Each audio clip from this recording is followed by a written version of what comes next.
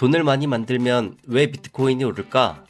2008년 금융위기, 비트코인 탄생 배경을 알면 알 수 있어. 내가 딱 7분이면 알 수 있게 정리해 줄게.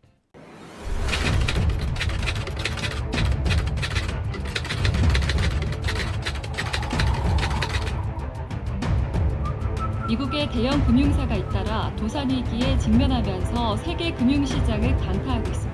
We're down over 16%. Dow at the same time has fallen about 18%.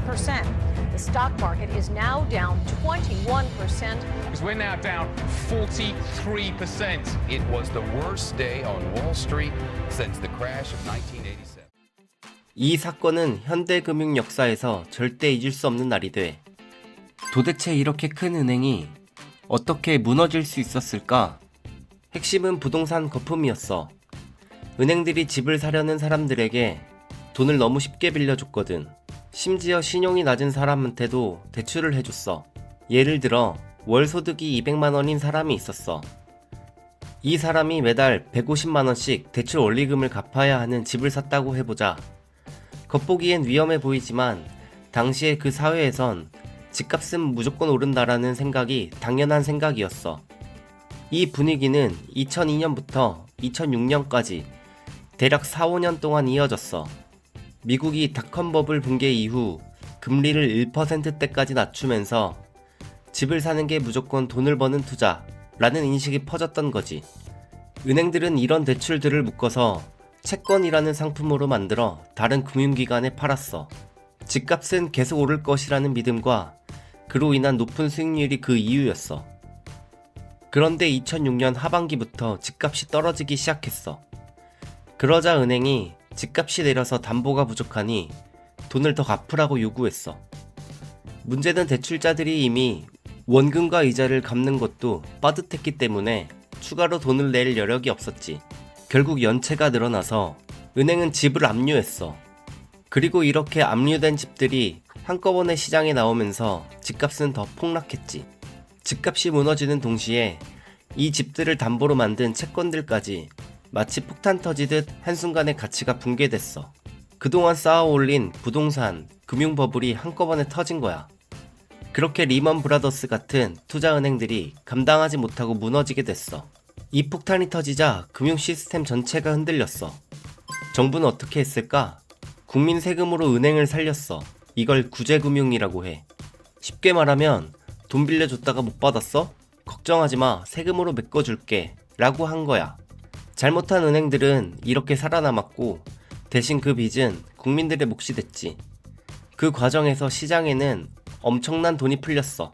은행을 살리려고 찍어낸 돈, 경기를 살리려고 풀린 돈이 모두 시중에 쌓였거든. 돈이 많아지면 어떻게 될까? 그 돈은 안전하고 값이 오를 만한 자산으로 몰려가. 결국 물가는 오르고 그 부담은 고스란히 국민들이 짊어지게 된 거야. 사실 돈이 무한정 만들어지지 않게 막는 제도는 과거에도 있었어. 그게 바로 근본위제야. 간단히 말해서 나라가 발행하는 돈의 양을 보유한 금의 양에 맞춰 제한하는 제도였지. 예를 들어 금 1온스를 중앙은행에 가져가면 35달러로 바꿔주는 식이었어. 이렇게 금과 돈의 교환 비율이 고정되어 있었기 때문에 함부로 돈을 더 찍어낼 수 없었던 거지. 금은 함부로 찍어낼 수 없으니까 돈의 가치가 안정되고 인플레이션을 막을 수 있었어. 하지만 1971년 미국이 근본위제를 완전히 폐지하면서 돈은 금이 아니라 정부의 신용에 의존하게 됐어.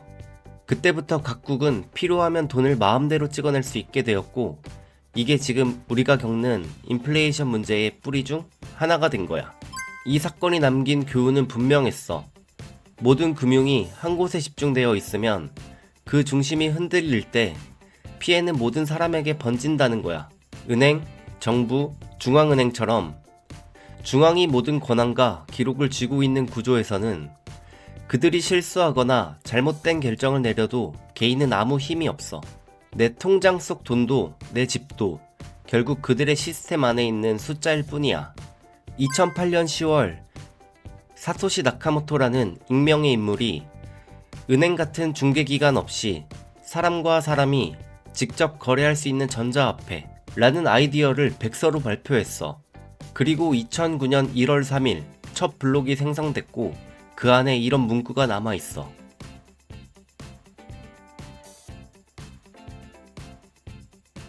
이 글은 영국 정부가 또다시 은행을 세금으로 살리려고 한다는 당시 영국 신문의 일면 제목이었어. 비트코인은 이 불신 속에서 태어난 거야.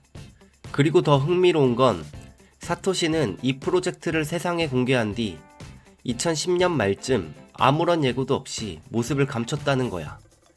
그의 정체, 국적, 심지어 성별까지도 지금까지 아무도 모른 채 말이지. 그 덕분에 비트코인은 창시자조차 통제할 수 없는 진짜 주인 없는 돈이 됐어. 비트코인 백서에는 이런 내용이 들어있어. 중앙은행 같은 제3자 없이 거래할 수 있는 구조, 누구의 허락도 필요 없는 P2P 방식, 발행량을 2100만 개로 제한하는 설계, 누구도 임의로 발행량을 늘릴 수 없도록 하는 규칙, 즉 정부와 은행의 통제를 받지 않는 디지털 화폐인 거지. 근본이제가 사라진 뒤 돈은 금이 아닌 정부의 신용에 기대게 됐어.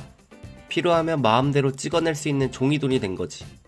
2008년 부동산 거품과 부실 채권이 무너지면서 거대 은행들이 줄줄이 파산했고 정부는 국민 세금으로 은행을 살리기 위해 막대한 돈을 풀었어. 그 결과 돈의 가치가 희석되고 물가는 올랐지.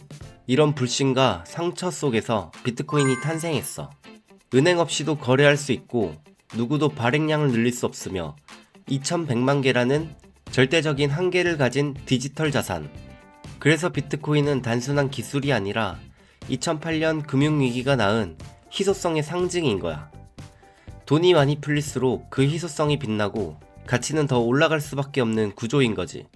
이거 모르고 투자한 사람 없겠지?